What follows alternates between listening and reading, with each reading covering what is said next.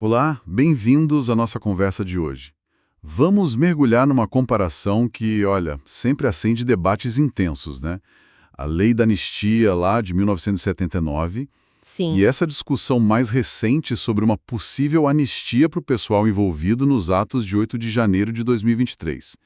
São momentos muito diferentes da nossa história. completamente distintos. Mas quando a gente coloca lado a lado, surgem umas questões bem complexas.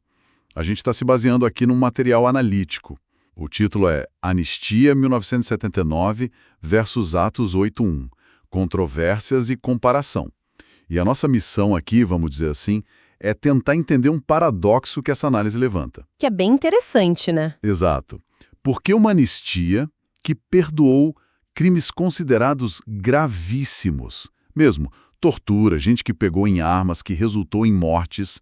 Por que isso foi feito lá em 79, na transição para sair da ditadura, enquanto hoje uma proposta parecida para atos contra as instituições, mas sem essa mesma letalidade direta, enfrenta tanta resistência?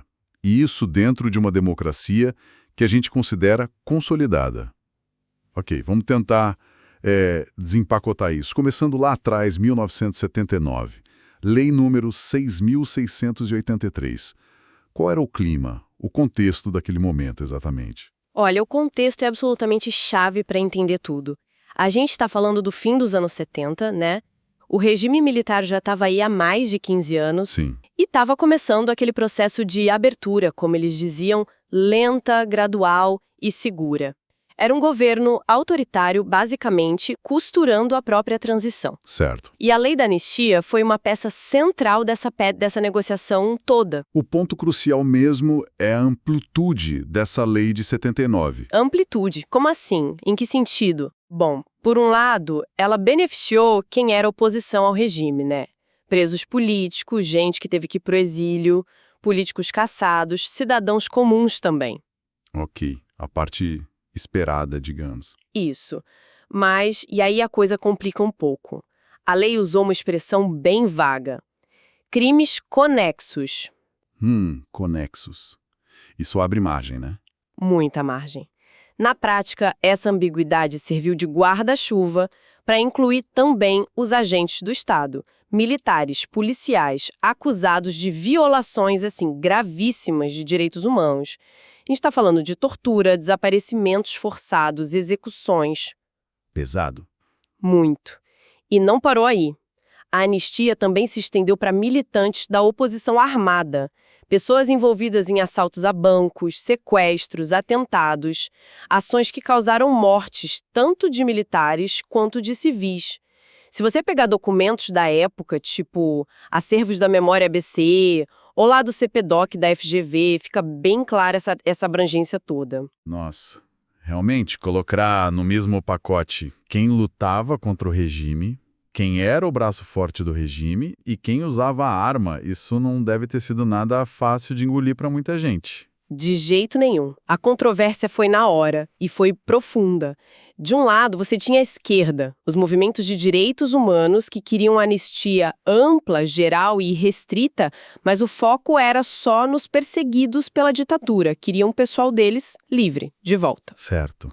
Do outro lado, o governo militar pressionou muito e conseguiu incluir os seus agentes justamente por essa brecha dos crimes conexos. Entendi. E ainda tinha setores mais conservadores, inclusive dentro das Forças Armadas, que criticavam, assim, duramente o perdão para quem participou da luta armada. Para eles, eram criminosos comuns ou terroristas. Quer dizer, foi uma lei tentando talvez acalmar os ânimos de vários lados, mas no fim, talvez não tenha satisfeito ninguém por completo. Exato.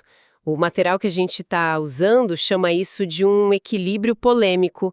Foi uma solução negociada que, ao tentar agradar todo mundo, acabou gerando um sentimento de injustiça em muitos desses lados. Faz sentido. Quem era contra o regime não aceitava o perdão aos torturadores. Quem apoiava o regime ou foi vítima da luta armada não aceitava o perdão aos guerrilheiros. Era para ser uma anistia recíproca, né? Mas a aplicação e a percepção foram bem assimétricas. E como é que essa lei envelheceu, juridicamente falando? Ela foi questionada depois, com o tempo? Foi sim, e isso adiciona mais uma camada de complexidade, né? Décadas depois, já em 2010, o Supremo Tribunal Federal, o STF, analisou a lei, e a decisão foi pela validade dela. Ah, o STF validou. Validou. O entendimento ali foi que a lei da anistia tinha sido um ato político fundamental, sabe, parte do acordo que permitiu a transição para a democracia, e que o judiciário não deveria mexer nisso, para não reabrir as feridas daquele período. Só que aí entra um contraste bem interessante. A visão de organismos internacionais, tipo a Corte Interamericana de Direitos Humanos, é outra, completamente diferente. Ai, ai. Sim, com base no direito internacional, eles defendem que crimes contra a humanidade, como tortura, não prescrevem. Não podem ser anistiados. A Corte Interamericana, inclusive, já condenou o Brasil por não investigar e punir esses crimes. Dizem que a Lei de 79 viola tratados internacionais que o Brasil assinou. Então fica essa tensão. Exatamente. Uma validação interna pelo STF vista como parte de um pacto político da transição e uma condenação externa baseada em princípios do direito internacional humanitário. Uma tensão que existe até hoje. Claramente. Agora, vamos fazer a ponte para os dias atuais. A análise compara essa situação de 79 com a discussão sobre uma possível anistia, que a fonte coloca hipoteticamente em 2025, né, para o pessoal envolvido nos atos de 8 de janeiro de 2023. Quais são as diferenças mais gritantes que o material aponta entre os dois casos? A primeira diferença que salta aos olhos é a natureza dos atos em si. Em 79, muitos dos anistiados estavam ligados à luta armada. Isso envolvia sequestro, bomba, assalto, confronto armado que causou morte, tinha um componente de violência letal, uso de armas como estratégia política, né?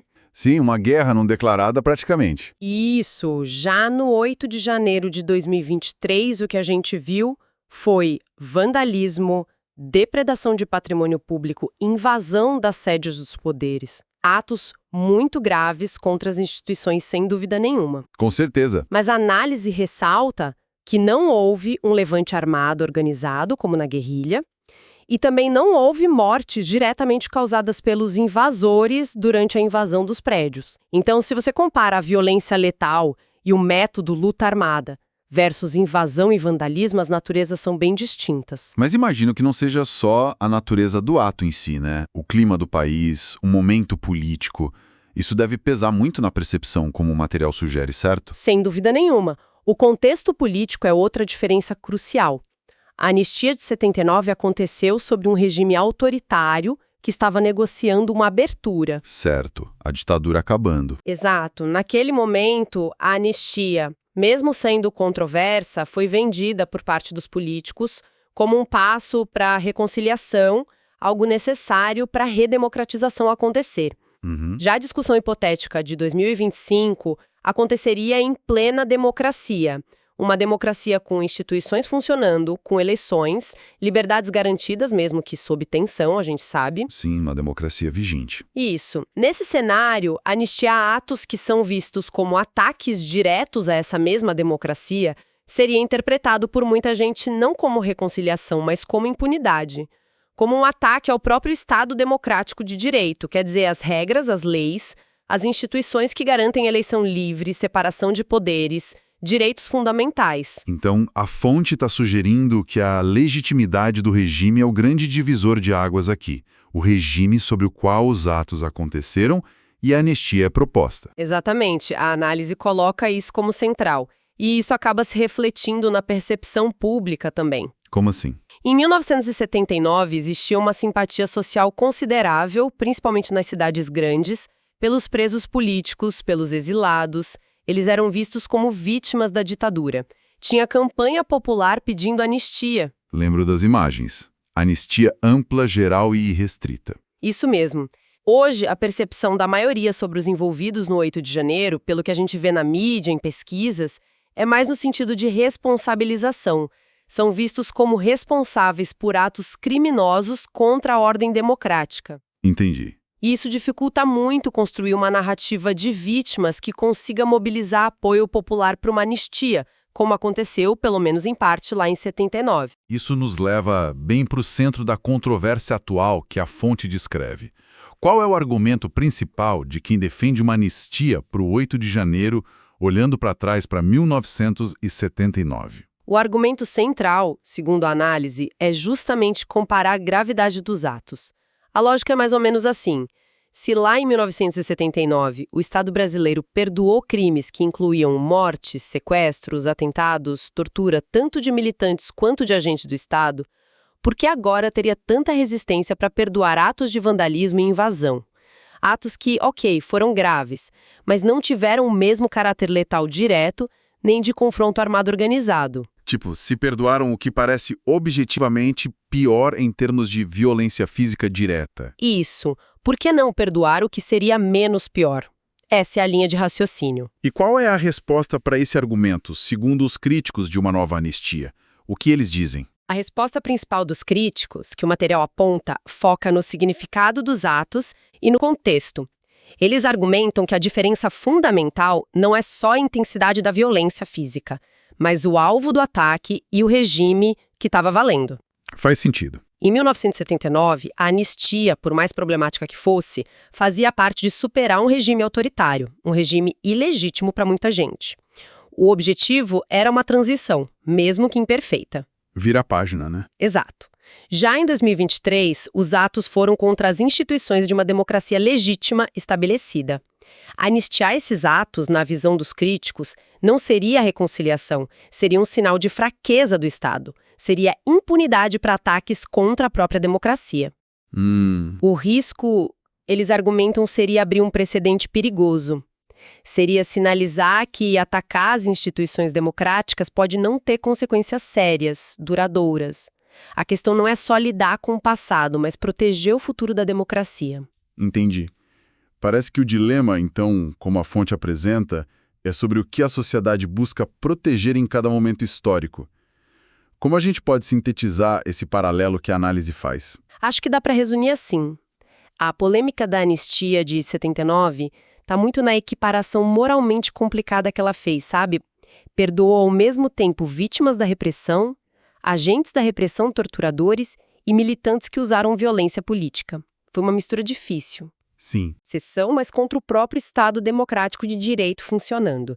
E aí surgem as preocupações sobre a mensagem de impunidade e o risco para a estabilidade das instituições no futuro. Faz todo sentido. A natureza dos atos era diferente, o contexto político era o oposto, ditadura em transição versus democracia sendo atacada.